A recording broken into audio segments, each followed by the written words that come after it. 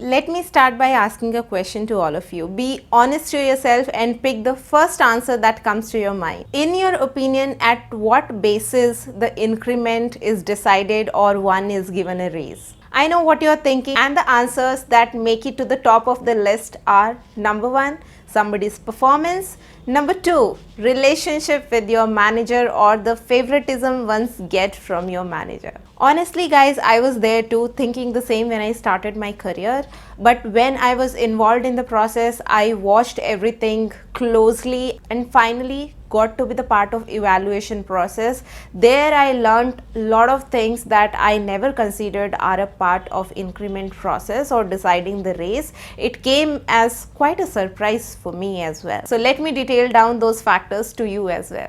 That will help you to set right kind of expectations, and also it will avoid any frustration that you people get because of lack of awareness and you're not sure why that happened to you. So stay tuned. Welcome to Corporate Diaries. Number one, how the company performed that fiscal year.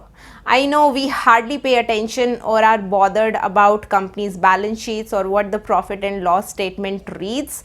It hardly matters to most of us. But honestly guys, it's such a big factor in deciding how much the budget will be fixated that fiscal year for the raise or the increments in general. Also decide a very important factor of your CTC, which is variable component. We all are aware that company puts 10% variable component in their CTC structure to make the CTC look good or for various other reasons, but it is never paid out in whole as in 10%. Most of the time it ranges anywhere between 2% to 5%, but if the company has done really good in any of the fiscal year in their performances, then company can go ahead and pay 10% and even decide to pay more, maybe till 12%, 13% to their top performer. So be watchful how your company is performing and you can set your expectations accordingly. The next very interesting factor is which team you are working for. I know that sounds so irrelevant. I also thought so when I started my career. I was like, if I have performed really great beyond expectations, then I should get this wholesome number which I decide in my mind, and I'll be like, I must get this because I deserve it and I have performed and all that blah blah thing. But honestly guys, this crucial factor decides a lot about the increment that you will get. I'll explain you how. There are various functions and team in a company. To understand this point, let's categorize them into categories. This is not an assumption, that's how teams are categorized. One category being the support function, another being the revenue generating or the billing resources team. Support functions are always allocated less budget for increments in comparison to the revenue generating teams or the billable resources team. Assume the company has made rupees 10,000 as a profit and is setting aside rupees 5,000 for doing the generic increment this particular year. This is how each category's ratio looks like. Sales and marketing team is very different from these two categories. You can't really map your increments with them because their structure is totally different. They have a lot of incentive plans, and so money flows very differently to them. So we will be concentrating more on support and business teams and understanding how it works. So let's say 1500 and 2000 is being assigned to support functions and business teams respectively. So again, support functions have sub teams under it. For example, your HR team, IT support team, QA team. There are various other teams as well, like your admin team, your finance team. But for this example, we are just considering three of them: HR, IT support and QA team. Let's say they have been assigned 500 each, though the ratios are never same, they are different in ways. And business team gets 1200 and 800 respectively for R&D team or core development team and billing projects. Now say you are 5 people in IT support team including your manager. What do you think the ratio would be? How the money would be divided? Do you think it will be 100 each? Never. It's never the same, because your manager's hike budget is also included in the same budget which is allocated to your full team. And because he's at a higher package than yours, even the minimum ratio of raise for your manager will take away the significant amount from that budget. Say he took away 200 rupees from the budget of 5 people. Now 300 rupees left for 4 people. Now in that 4 people teams, you being the star performer, you assume that I did really well, I deserve a raise of rupees 1000. Do you think it's feasible? Are you going to get it? Never. Not possible.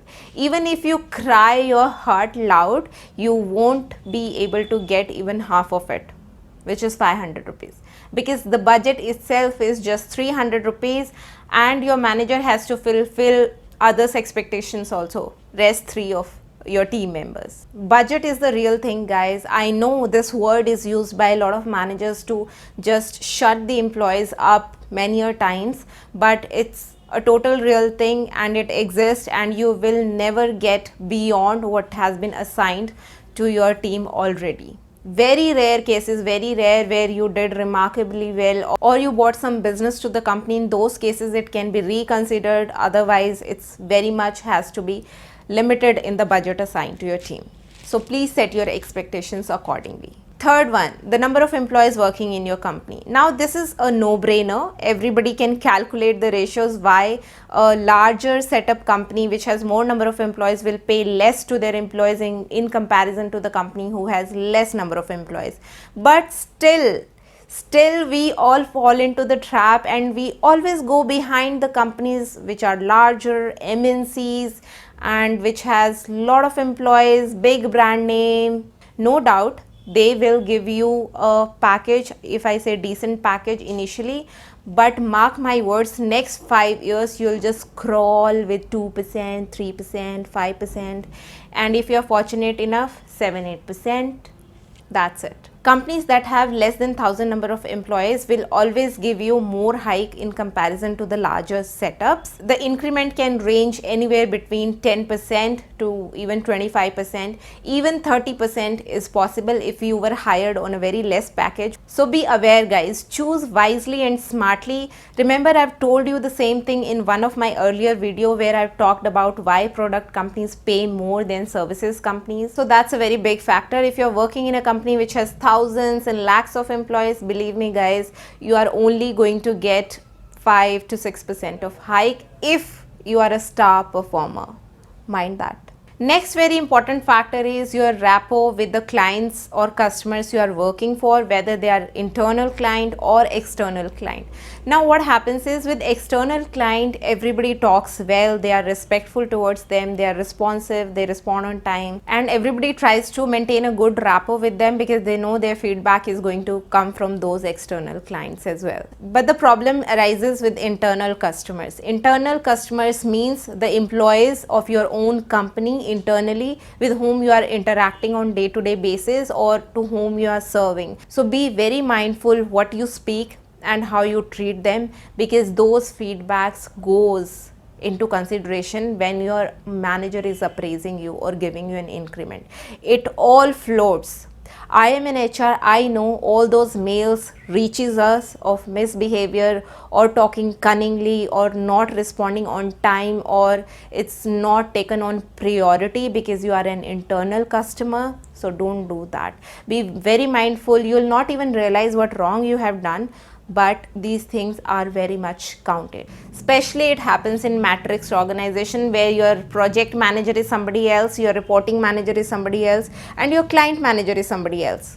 So people get really confused. I know that's a kind of difficult scenario. You can't really figure out who's your manager and whom you have to oblige. Basically, managers can have their own conflicts between them, and then the employees suffer sometimes. So that happens again with larger organizations. Now I'm not against working for larger organizations, I'm just making you aware of the facts, what happens there. So be very watchful that in obligation of one manager you don't hurt or misbehave or mistreat the other manager or the other colleagues you're working for. So be watchful for that. All that feedback floats actually. So be watchful. And then comes the last but not the least, the two main factors that topped our list when I asked you the question: the relationship with your manager and your performance. Both the factors are really important. If your rapport with your appraiser, which is your reporting manager, is not good, it would reflect in your increment as well. I know that shouldn't be the case, but that's how it is. It's human. Now comes your performance.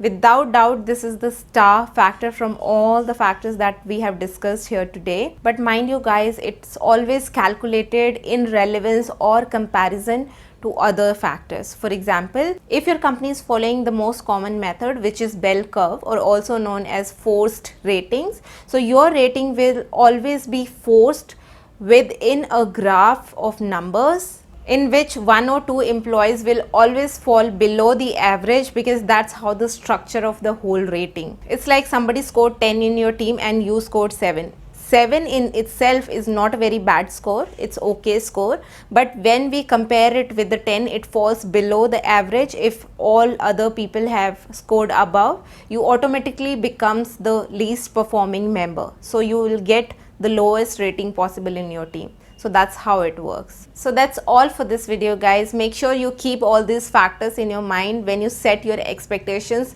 so that you don't run into frustrations for not getting something. In my upcoming video, I'll make you understand how the performance appraisal discussions go with your manager and how to make sure that you don't fall into the trap of negativity. That's all for now. I'll see you in my upcoming video. Till then, stay blessed and happy. Thanks for watching guys. Take care. Bye.